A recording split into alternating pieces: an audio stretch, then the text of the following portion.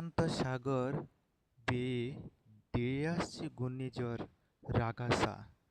এটি কিন্তু আছড়ে পড়তে পারে হংকং, এদিকে কিন্তু ভিয়েতনাম, এদিকে আছড়ে পড়ার একটা সম্ভাবনা রয়েছে। অর্থাৎ এটি কিন্তু সুপার সাইক্লোন রাগাসা। এটি কিন্তু অনেক শক্তিশালী দেখাই যাচ্ছে। এটি কিন্তু শক্তিশালী হচ্ছে সাগরে, এবং এটি কিন্তু আগামীকাল মঙ্গলবার, অর্থাৎ আগামীকাল মঙ্গলবার কিন্তু এই ঘূর্ণিঝড়টি আছড়ে পড়তে পারে হংকংয়ের দিকে। এটা যদি ট্যাগ করি তাহলে বোঝা যাবে আর স্পষ্ট যে এটা কোথায় আছড়ে পড়তে পারে। যদি ট্যাগ করি তাহলে দেখা যাচ্ছে হুম হংকংয়ের দিকেই আগাচ্ছে, এবং এটি কিন্তু প্রচুর শক্তি সঞ্চয় করছে। অর্থাৎ একটি শক্তি নিয়েই কিন্তু হংকংয়ে আঘাত করছে। এই যে হংকংয়ে আঘাত করছে, মারাত্মক শক্তিশালী ঘূর্ণিঝড় এটি। হংকং কিন্তু লন্ডভন্ড করে দেওয়ার সম্ভাবনা, সেখানে সতর্কতা জারি করেছে। অর্থাৎ আগামীকালকেই কিন্তু আগামীকাল রাতের দিকে হংকং কিন্তু পুরো লন্ডভন্ড হওয়ার সম্ভাবনা আছে। এদিকে কিন্তু এই যে মারাত্মক শক্তিশালী নিয়ে আঘাত করতেছে। হ্যাঁ, মারাত্মক শক্তিশালী, কিন্তু একদম চোখ হয়ে গিয়েছে সাদা। অর্থাৎ এটি কিন্তু লন্ডভন্ড করে দিবে হংকং এর উপকূলীয় এলাকা। যদি দেখি এটি কিন্তু গাছটি যে এটি বাতাসের শক্তি কত, তাহলে বোঝা যাবে আরো যে এটি কিরকম ক্ষয়ক্ষতি করতে পারে। বাতাসের জাপটা মোড়ে কিন্তু দেখা যাচ্ছে এটি অনেক শক্তিশালী। অর্থাৎ এটি কিন্তু প্রায় মারাত্মক শক্তিশালী শক্তি নিয়ে কিন্তু হংকং এর দিকে অগ্রসর হবে। অর্থাৎ উপকূলীয় এলাকা কিন্তু মারাত্মকভাবে শক্তিশালী হয়। এটা কিন্তু একদম ক্যাটাগরি কিন্তু শক্তি নিয়েই কিন্তু এটি কিন্তু হংকং এর দিকে আছড়ে পড়ছে। যদি একটু মেপে দেখি যে এটা শক্তি কত, তাহলে আরো বোঝা যাবে। ও মাই গড, এটি কিন্তু প্রায় 180, অর্থাৎ একশো আশি, কোথাও কোথাও 150 এরকম শক্তি নিয়ে কিন্তু এটা অগ্রসর হচ্ছে। 140, 180 এরকম হঠাৎ আসছে। অর্থাৎ এদিকে কিন্তু অনেক শক্তিশালী নিয়ে কিন্তু ঘূর্ণিঝড়টি হংকং এর দিকে আছড়ে পড়বে।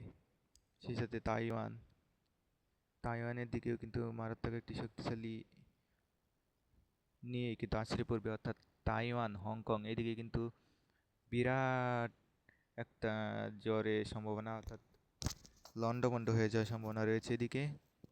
অর্থাৎ তাইওয়ান সেই সাথে হংকং এদিকে কিন্তু সতর্কতা জারি করেছে অলরেডি আবহাওয়া অধিদপ্তর। সকলকে সাবধানে থাকার জন্য অনুরোধ করছে। তবে এর প্রভাব কিন্তু বাংলাদেশে বা ভারতে তেমন পড়বে না। চলুন এবার দেখে নিই বাংলাদেশে কীরকম থাকতে পারে। বাংলাদেশ কিন্তু একটি সাগরে কিন্তু বাংলাদেশ সাগরে কিন্তু উত্তাল রয়েছে, অর্থাৎ একটা লৌহচাপ সৃষ্টি হবে আগামীকালকে।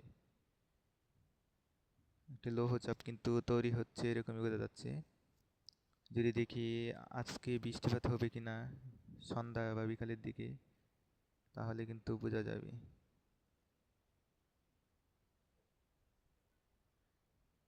বৃষ্টি হবে এরকম কিন্তু দেখা যাচ্ছে না বৃষ্টি, অর্থাৎ কিন্তু পরিষ্কারই রয়েছে। আজকে সোমবার, আকাশ কিন্তু বাংলাদেশের পরিষ্কার থাকতে পারে, তবে কলকাতায় হালকা বৃষ্টি হতে পারে ছিটাফোঁটা। সকাল থেকেই কিন্তু রাজধানীতে বৃষ্টি হয়েছে। তো এরকম কিন্তু হঠাৎ করে স্থানীয় মেঘ উঠে বৃষ্টিপাত হতেও পারে। যদি আগামীকাল মঙ্গলবার যদি দেখি, মঙ্গলবারেও কিন্তু বৃষ্টিপাতের তেমন সম্ভাবনা নেই। অর্থাৎ আগামীকাল কিন্তু একদমই বৃষ্টিপাতের সম্ভাবনা নেই, তবে আকাশ মেঘলা থাকবে কিনা সেটিও দেখাবো। যদি 24 তারিখে নিয়ে যাই, 24 তারিখে কিন্তু একটা লৌহচাপের প্রভাব 24 তারিখ থেকে কিন্তু বৃষ্টিপাত শুরু হবে। তাতে একটা লৌহচাপ সৃষ্টি হবে, সেই সাথে সেই কারণে কিন্তু একটা বৃষ্টিপাত 26 তারিখ থেকে জোরালো বৃষ্টিপাত শুরু হতে পারে দক্ষিণবঙ্গে, এরকমই বোঝা যাচ্ছে। এই যে 26 তারিখ শুক্রবার, সিলেট, ময়মনসিংহ কিন্তু বজ্রসহ ভারী বৃষ্টি দেখা যাচ্ছে। সে বিষয়ে পরে জানাবো। কিন্তু আগামী 2-3 দিন কিন্তু মূলত বৃষ্টিপাতের পরিমাণ কমই থাকবে, বর্তমানে এরকমই দেখাচ্ছি। সন্ধ্যায় যদি বৃষ্টি হয় হালকা ছিটাফোঁটা বৃষ্টি হতে পারে দুপুরের দিকে, কিন্তু সন্ধ্যায় আবার বৃষ্টিপাত হবে না, এরকমই। যদি দেখি আকাশ কিরকম থাকবে, মেঘলা থাকবে কিনা। আজকে কিন্তু দেখা যাচ্ছে সিলেট, সেই দিকে রংপুর, রাজশাহী, উত্তরবঙ্গে কিন্তু আকাশ মেঘলা থাকতে পারে, তো এই বৃষ্টিপাত হবে না। এই যে আগামীকালকেও কিন্তু আকাশে সাদা মেঘ থাকবে, তবে বৃষ্টিপাত হবে না। চট্টগ্রামের দিকে হালকা বৃষ্টিপাত হতে পারে, কলকাতার দিকে বৃষ্টি হতে পারে। এই যে কলকাতার দিকে বৃষ্টিপাত হবে, যে কলকাতার দিকে কিন্তু আগামীকাল দেখা যাচ্ছে, অর্থাৎ আগামীকাল মঙ্গলবার কলকাতার দিকে হালকা বৃষ্টি হতে পারে, এরকমই বোঝা যাচ্ছে। এর সাথে বাংলাদেশের চট্টগ্রামের দিকেও বৃষ্টিপাত হবে। এই ছিল, আকাশ কীরকম মেঘলা থাকবো সেটা দেখিয়ে দিলাম।